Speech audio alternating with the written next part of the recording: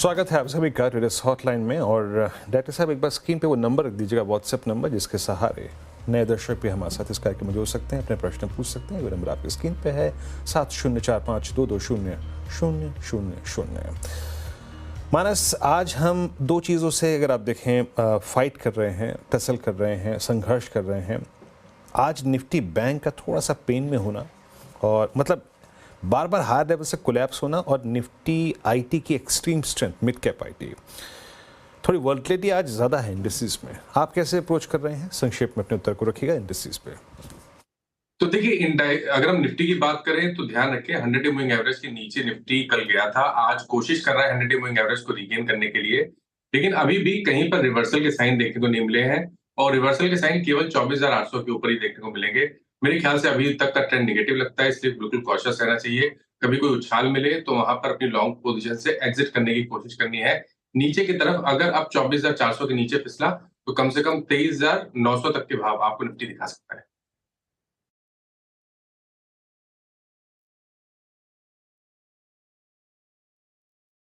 Okay, चलिए अब एक पहला प्रश्न लेते हैं। मिस्टर सुरेश कुमार हमारे साथ मौजूद हैं। कुमार सर नमस्कार, प्रश्न पूछिए अपना। नमस्कार सर। हेलो, नमस्कार, प्रश्न पूछिए सर अपना। सर रिलायंस का है मेरे पास में 30 शेयर है, 2800 रुपए की बाइंग है। हाँ, 2800 की बाइंग है, ठीक है। ठीक है सर, मैं रिलायंस पे आपको एक आउटलुक शेयर करा देता हूँ मानस जी का, लेकिन याद रखिएगा इस चैनल पे आप ये राय पूछ रहे हैं, उस चैनल का स्वामित्व प्रबंधन रिलायंस इंडस्ट्रीज इटसेल्फ होल्ड करते हैं। तो हमारी राय के साथ साथ, मानस की राय के साथ साथ आपसे ये अनुरोध है कि एक न्यूट्रल व्यू ज़रूर लें, ठीक है। मानस, इट्स 2686, इनकी पोजीशन अभी अप्रॉक्सीमेटली 115 रुपये के लॉस में है, बट ऐसा गंभीर सेल ऑफ और इतनी ओवरसोल्ड ट्रैजेक्टरी रिलायंस पे अमूमन कम रहती है। अगर मैं कोविड काल को छोड़ दूं तो मेरे ख्याल से नवंबर 2016 के बाद ऐसी ट्रैजेक्टरी में शायद ये एक ही दो बार रहा है। आपका ठीक क्या है? इनके हक में सिर्फ ये जा रहा है कि ये इस वक्त ओवरसोल्ड है। तो देखिए, अगर हम ट्रेंड की बात करें तो ट्रेंड अभी के लिए तो नेगेटिव ही लगता है। इंपॉर्टेंट मूविंग एवरेज के नीचे चल रहा है, stock lower top lower bottom बन रहे हैं। एक इंपॉर्टेंट बात ये भी है कि 2640 एक बहुत ही ज्यादा अहम सपोर्ट है रिलायंस इंडस्ट्रीज के लिए। तो इन्होंने इतना वेट किया, तो मेरी राय रहेगी कि 2640 का इंतजार कर लीजिए, उसके नीचे अपना स्टॉप लॉस लगा के चलिए। अब देखिए, रिवर्सल तभी देखने को मिलेगा जब स्टॉक 2775, जहां पर 20 डे मूविंग एवरेज है, उसके ऊपर निकलेगा, तब आपको रिवर्सल देखने को मिल सकता है। फिर आप 2950 और 3000 के भाव भी देख सकते हैं। बट फिलहाल के लिए मेरी राय रहेगी कि 2640 के नीचे स्टॉप लॉस लगा के पोजीशन में बने रहना चाहिए। ओके, तो ये थी राय रिलायंस इंडस्ट्रीज पर। मूविंग फॉरवर्ड हमारे साथ हैं अयोध्या से विजय कुमार मिश्रा जी। गुड मॉर्निंग विजय जी, क्या सवाल है आपका? Good morning ma'am. मेरे पास अडानी एनर्जी सॉल्यूशन 284 क्वांटिटी है, एवरेज प्राइस 1222 है। क्या करना चाहिए? सर, अगस्त के आसपास खरीदा था आपने? हमने बीच बीच में एवरेज भी किया है मैम, काफी पहले से लिया हुआ है सर। जी मानस सर, 284 क्वांटिटी है और जो एवरेजिंग का प्राइस है वो है 1222 रुपए का, लेकिन पिछले ईयर टू डेट का चार्ट देखें तो कंसोलिडेट टू डाउन ट्रेंड ही दिखाई दे रहा है और करीब करीब 7% डाउनसाइड नेगेटिव रिटर्न इसने दिया है। क्या लगता है 1222 का लेवल ये पार कर पाएगा, या इस टाइम पे किस तरीके के चार्ट्स हैं? तो देखिए कंचन जी, यहाँ पर अगर हम ट्रेंड की बात करें तो ट्रेंड कुछ खास क्लियरली दिख नहीं रहा है। एक कंसोलिडेशन दिख रहा है, जहां पर 1080 के आसपास रेजिस्टेंस है और नीचे की तरफ 960 रुपए के आसपास, 920 रुपए के आसपास सपोर्ट है। तो जब तक इस रेंज में ट्रेड करता रहेगा तब तक कोई खास व्यू देना मुश्किल है। बट अगर आपके पास लॉन्ग पोजीशन है तो 920 के स्टॉप लॉस से आप पोजीशन बने रह सकते हैं।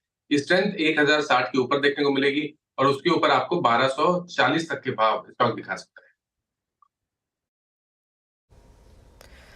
तो ये थी राय अडानी एनर्जी पे। चार्ट्स इस टाइम पे ज़्यादा सॉलिड नज़र नहीं आ रहे हैं, लेकिन राय दे दी गई है। मूविंग फॉरवर्ड कोलकाता से हमारे साथ जुड़े हैं सरोज कुमार सेठ जी। गुड मॉर्निंग, क्या सवाल है आपका सरोज जी? नमस्ते मैडम। नमस्ते। मेरे पास अमर राजा का है 1400 रुपया का, तो और ONGC है 305 का 300 पीस और अमर राजा 110 पीस। तो क्या करें सर इसमें? 110 पहले अमर राजा ले लेते हैं। 110 है आपके पास और 1401 का आपका खरीदारी का भाव है, राइट? हाँ जी। जी, इस टाइम पे जो करंट मार्केट प्राइस देखें तो वो काफ़ी नीचे आ चुका है ऑलरेडी। 1275 के आसपास ये ट्रेड कर रहा है इस टाइम पे काउंटर, लेकिन 1.5% की तेज़ी आज के सत्र में देखने को मिल रही है। मानस सर, क्या करना चाहिए इस टाइम पे? खरीदारी का लेवल काफ़ी ऊपर है। तो देखिए, अभी तक का ट्रेंड निगेटिव लगता है। एक सपोर्ट था 1285 के आसपास, स्टॉक ने उसको ब्रीच किया, उसके नीचे गया है। मेरे ख्याल से थोड़ा कॉशियस रहना चाहिए क्योंकि ट्रेंड निगेटिव है, लेकिन एक सपोर्ट 1210 के आसपास स्टॉक में है, तो वहां स्टॉप लॉस लगा के आप बने रह सकते हैं। कभी कोई उछाल मिले तो निकलने की कोशिश करिए और फ्रेश खरीदारी 1440 के ऊपर ही करनी चाहिए।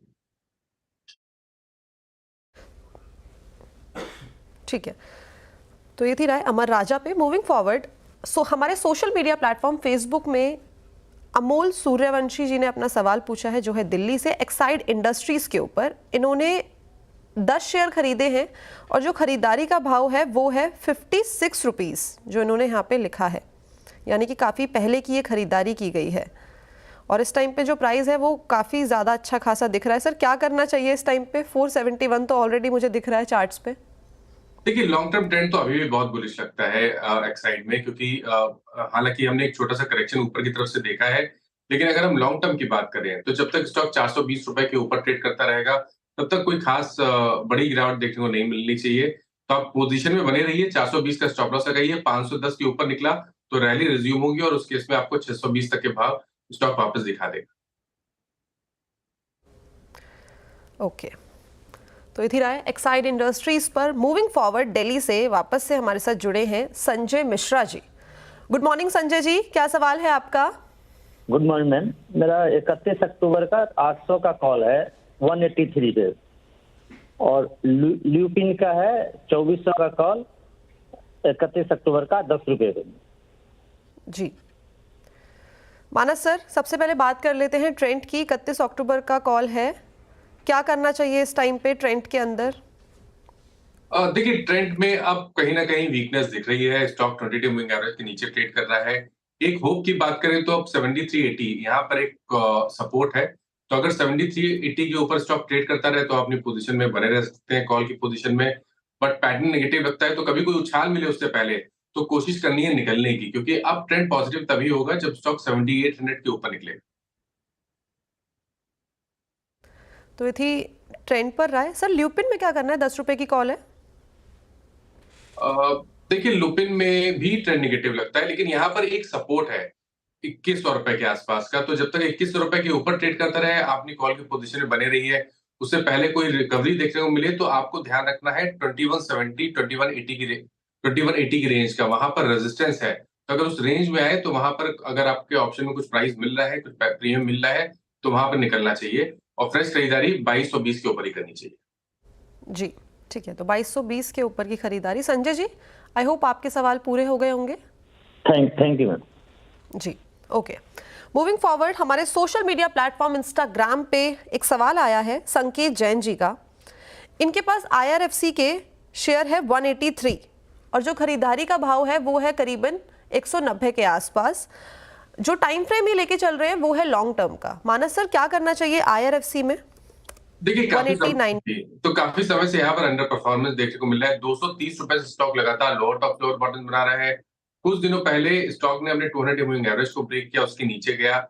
अभी तक तो कोई भी रिवर्सल का साइन नहीं है। मेरे ख्याल से कभी कोई उछाल मिले तो जितना आप लॉस बेयर कर सकते हैं उतना लॉस बेयर करके यहाँ से निकलने की कोशिश करनी है। 150 145 की रेंज में है तो वहां पर निकलने की कोशिश करिए और फिर से खरीदारी कर लीजिए। अगर 165 के ऊपर निकल जाए तो आप फिर से खरीदारी करिए, क्योंकि उसके बाद आपको 210 तक के भाव भी स्टॉक दिखा सकता है। ओके, ठीक है, तो ये थी राय IRFC पर। मूविंग फॉरवर्ड, कानपुर यूपी से हमारे साथ जुड़े हैं अभिषेक जी। नमस्कार अभिषेक जी, क्या सवाल है आपका? मैम, RCF पे मैंने शेयर लिए थे 197 के रेट से 200 शेयर, तो इसको मैडम निकाल दें कि अभी बने रहें इस पे? सर, टाइम फ्रेम क्या लेके चल रहे हैं आप? टाइम फ्रेम हम 6 महीने करीबन। 6 महीने, ठीक है। मानस सर, 6 महीने के अंदर ये वापस से बाइंग प्राइस पे आता हुआ दिखाई दे रहा है या इस टाइम पे लॉस बुक कर लेना चाहिए? देखिए इन्होंने इतना इंतजार किया है तो फिलहाल के लिए थोड़ा वेट कर लें। हालांकि ट्रेंड नेगेटिव है, 200 डे मूविंग एवरेज के नीचे ट्रेड कर रहा है, लोअर टॉप लोअर बॉटम दिख रहे हैं। लेकिन 10 वीक मूविंग एवरेज स्टॉक के लिए बहुत बाहर सपोर्ट की तरह काम किया है। तो मेरे ख्याल से जो 100 वीक मूविंग एवरेज की मैं बात कर रहा हूँ, तो 100 वीक मूविंग एवरेज के नीचे 145 रुपए के नीचे 144 रुपए पे स्टॉप लॉस लगाइए, पोजीशन में बने रहिए। उछाल मिले तो 170 से 175 की रेंज में निकलने की कोशिश करनी है और फिर फ्रेश खरीदारी 190 रुपए के ऊपर करेंगे।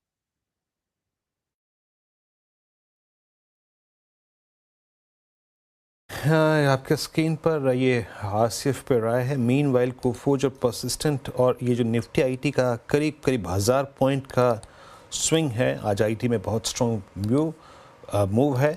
मानस Coforge at day high at all time high और Persistent 10% at day high and all time high. आपका व्यू इस पर क्या है इस पर? तो देखिए कोफोर्ज में जब मॉर्निंग में बात हुई थी तभी भी मैंने मेंशन किया था कि अगर 69-60 के ऊपर निकल जाए तब तो आपको खरीदारी करनी चाहिए और मॉर्निंग में उसके ऊपर खुला, वहां पर सस्टेन होने लगा और फिर से रैली देखने को मिली है। मेरे ख्याल से अभी भी स्टॉक में स्ट्रेंथ है। 7600 पिछला स्विंग हाई था, उसके आसपास स्टॉक आया है, लेकिन स्ट्रेंथ तो अभी भी दिख रही है। मेरे ख्याल से अगर आपने लॉन्ग पोजीशन बना ली है तो 7260 के स्टॉप लॉस से एक पोजीशन ट्रेड में बने रहना चाहिए। आई थिंक जो नेक्स्ट टारगेट होगा वो करीब करीब 8200 का कोफोर्ज में हो सकता है। ओके, तो 8200 के टारगेट हमें हो सकता है कि देखने को मिले। काफी सारे सवाल हमने ऑलरेडी ले लिए हैं जी। तो अब एक वक्त हो गया एक छोटे से ब्रेक का। ब्रेक के बाद वापस से मिलेंगे ट्रेडर्स हॉटलाइन पर।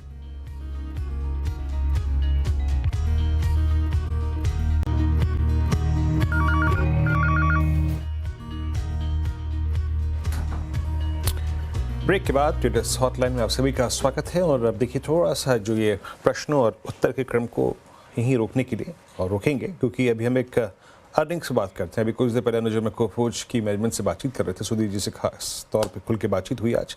कोफोर्ज टॉप गेनर है, सेकंड गेनर है परसिस्टेंट और इनके भी नतीजे आए। और इन्हीं नंबर से बातचीत करने के लिए आज हमारे साथ कंपनी के CFO विनीत तिरदेसाई साहब मौजूद हैं बातचीत करने के लिए। सर नमस्कार, कार्यक्रम में स्वागत है आपका। और एक बहुत स्ट्रॉन्ग अर्निंग रिएक्शन मार्केट दे रहा है आज। स्टॉक आपका करीब 10% ऊपर and specially more specially all time high. अच्छा, मोरलेस मैं पहला सवाल तो अपना यही कहूँगा सर कि अब यहाँ से आगे चलते हुए आप जो मार्जिन की ट्रेजेक्ट्री है वो क्या देख रहे हैं?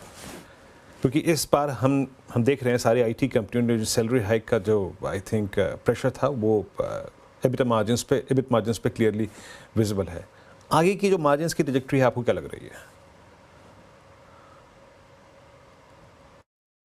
देखिए ये क्वार्टर में 5.3% क्वार्टर ऑन क्वार्टर और हमारी 18% एनुअल ग्रोथ दिखाई दी है। ये इंडस्ट्री लीडिंग ग्रोथ है और ये 18th हमारा कॉन्जिक्यूटिव क्वार्टर है जहां हमने इंडस्ट्री लीडिंग ग्रोथ दिखाई है। सो हम ये क्वार्टर का परफॉर्मेंस देख के हमें काफ़ी खुशी हो रही है।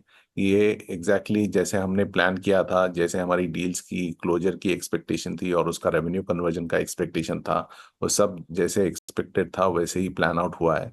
हमारी एस्पिरेशन तो ऐसे ही रहेगी कि ये ग्रोथ मोमेंटम आगे भी कंटिन्यू रहेगा।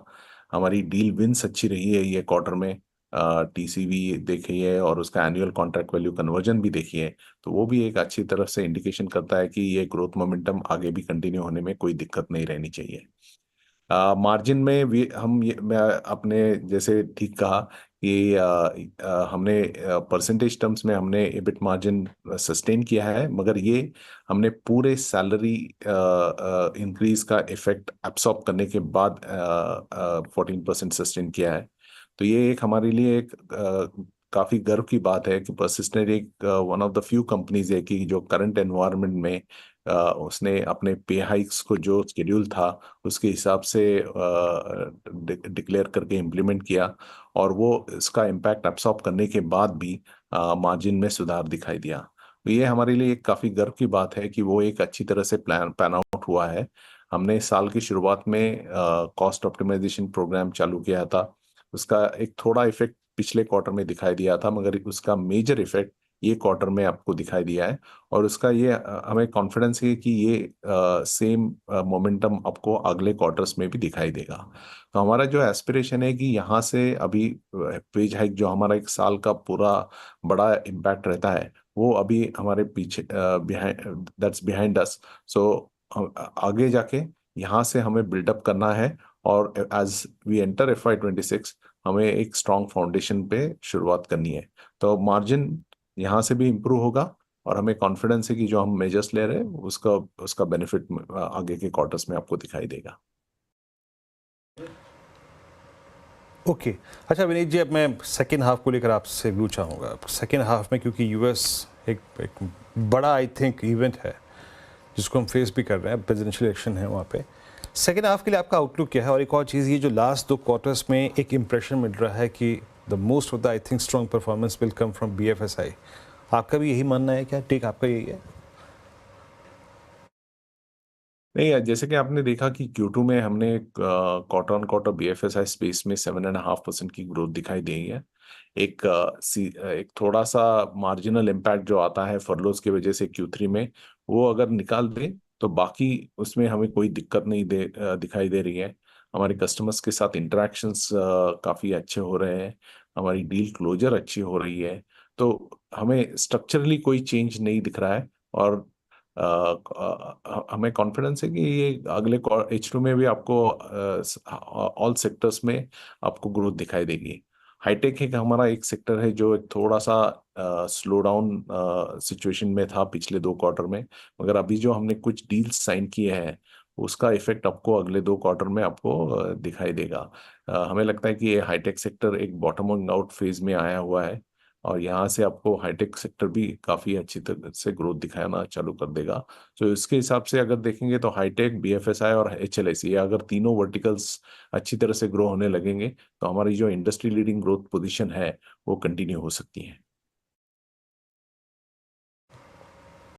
अच्छा, अब एक और स्पेस के बारे में बात करते हैं जो आई थिंक आज की तारीख में सबसे हॉट सेगमेंट है सर, जिसका जिक्र आपने इनफैक्ट अपनी जो प्रेजेंटेशन थी, इन्वेस्टर प्रेजेंटेशन, उसमें भी किया था कि AI इज़ डूइंग वेल और यहाँ पे न्यू प्रोडक्ट ऑफरिंग्स भी आएंगी। इस पर आपका टेक? AI अभी इवॉल्विंग टेक्नोलॉजी ही है, मगर हमारी सासवा 2 करके जो हमने अभी ऑफरिंग लॉन्च की है, जो पूरा सॉफ्टवेयर लाइफ साइकिल डेवलपमेंट को और उसके बियॉन्ड AI को लेके काफ़ी हद तक सॉल्यूशंस इम्प्रूव करने में हमको मदद कर रही है। वो सॉल्यूशंस हम हमारे कस्टमर्स के पास लेके जा रहे हैं, काफ़ी प्रूफ ऑफ कंसेप्ट हमने किए हैं। अभी AI हमारा हर कस्टमर को ऑफरिंग में AI has become like a natural ingredient, और वो उसकी वजह से हम इधर कस्टमर को बता सकते हैं कि आप ये जो आपका प्रोजेक्ट है वो हम कम एफर्ट्स में कर सकते हैं, कम कॉस्ट में कर सकते हैं, मोर इफेक्टिवली कर सकते हैं, प्रोडक्टिव कर सकते हैं। तो ये जो बेनिफिट्स है वो अभी देख के कस्टमर्स काफ़ी इंटरेस्ट दिखा रहे हैं, और हमें काफ़ी विंस भी मिल रही है। मैं आपको ये भी बताना चाहूँगा कि हमने ये क्वार्टर में 2 एक्विजिशंस की। एक स्टारफिश था जहाँ कॉन्टैक्ट सेंटर मॉडर्नाइजेशन, तो वहाँ ऑलरेडी AI लेड उनके पास प्लेटफॉर्म है जो भी हम अभी हमारे कस्टमर्स के साथ पास लेके जा रहे हैं। दूसरा आर्का, जो डेटा प्राइवेसी लेड एक्सपर्टीज और प्लेटफॉर्म है जहाँ AI बेस्ड हम सॉल्यूशंस लेके जा रहे हैं। तो हमारी इन्वेस्टमेंट AI में काफ़ी हद तक काफ़ी अच्छी हो रही है, और उसका जो सॉल्यूशंस हमारे कस्टमर्स को हमने दिखाई है वो काफ़ी हद तक कस्टमर्स को पसंद आए हैं। तो उसका बेनिफिट डेफिनेटली मिलेगा, और वो आगे की जो पाइपलाइन और डील क्लोजर की जो मैं बात कर रहा हूँ उसमें ये सब इंक्लूडेड है। सो ये अभी हमारा एक बेसिक इंग्रेडिएंट बन गया है AI हर ऑफरिंग में। जी, thank you so much Vineet sir अपना समय देने के लिए, and all the best for upcoming quarters. कहाँ से आए ये numbers sir? Constant currency revenue growth 5%, quarter on quarter 4.3% की एक्सपेक्टेशन थी। ऐसा नहीं कि एक्सपेक्टेशन कम की थी, एक्सपेक्टेशन 4.3 की थी, लेकिन ये तो वो बात हो गई कि आप एक्सपेक्ट कर रहे हैं एक स्टूडेंट से कि 98% लाया, वो 99 ले आए, तो ये उस तरीके का मामला है। मुझे लगता है ये स्टॉक 52 वीक हाई हिट करेगा। दूसरा big stock Coforge zero promoter holding होने के बावजूद और जब पूरा माल छोड़ दिया था बेरिंग ने, नंबर्स ऑब्वियसली इंक्लूडेड हैं, लेकिन फिर भी अदरवाइज ऑल्सो नंबर्स काफ़ी अच्छे हैं। तो परसिस्टेंट और कोफोर्ज यहाँ पे तो मैं डार्क ग्रीन लेके चल रहा हूँ। आज इनफैक्ट 3 स्टॉक्स डिस्कस कर लेते हैं वीरू एक बार फाइनली फटाफट। एक बार परसिस्टेंट, कोफोर्ज और बजाज फाइनेंस, तीनों लेकर आइए। आज सुबह तीनों ही आइडेंटिफाई हुए थे कि आज के शायद स्टॉक्स ऑफ द डे में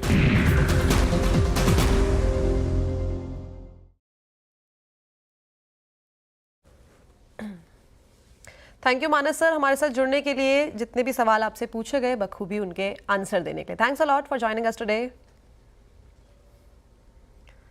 तो चलो अब बात करते हैं मनी कंट्रोल और मनी कंट्रोल प्रो के डबल दिवाली धमाके की। बिजनेस, बाजार, फाइनेंशियल खबरों के लिए मनी कंट्रोल नंबर 1 डेस्टिनेशन है। सितंबर महीने के ताज़ा आंकड़े बताते हैं कि मनी कंट्रोल ने अपनी लीडरशिप को और मजबूत करते हुए अपने नियर जो इनकी पीयर्स हैं यानी कि ईटी को बड़े मार्जिन से पीछे छोड़ दिया है। इसके साथ ही साथ अगर हम देखें तो मनी कंट्रोल ईटी से करीबन 30% बढ़ा है। 53.16 मिलियन यूनिक विजिटर्स के साथ मनी कंट्रोल नंबर 1 पोजीशन में है, जबकि ईटी के पास 41.37 मिलियन ही है, यानी कि ईटी के मुकाबले करीबन 12 मिलियन यूनिक विजिटर्स ज़्यादा हैं। अगर पेज व्यूज़ और टाइम स्पेंड के मामला देखा जाए तो इसमें भी मनी कंट्रोल ईटी के मुकाबले काफ़ी आगे है। इधर देश के सबसे बड़े digital news subscription platform money control pro ने भी कमाल किया है। इसके पेड सब्सक्राइबर भी 10 लाख के पार चले गए हैं। मनी कंट्रोल प्रो के सब्सक्रिप्शन नंबर दुनिया के टॉप 15 बड़े न्यूज सब्सक्रिप्शन में शुमार है। आपको बता दें कि money control listed company network 18 का हिस्सा है। स्क्रीन में दिख रहे बारकोड को स्कैन कीजिए और बने रहिए मनी कंट्रोल प्रो का हिस्सा।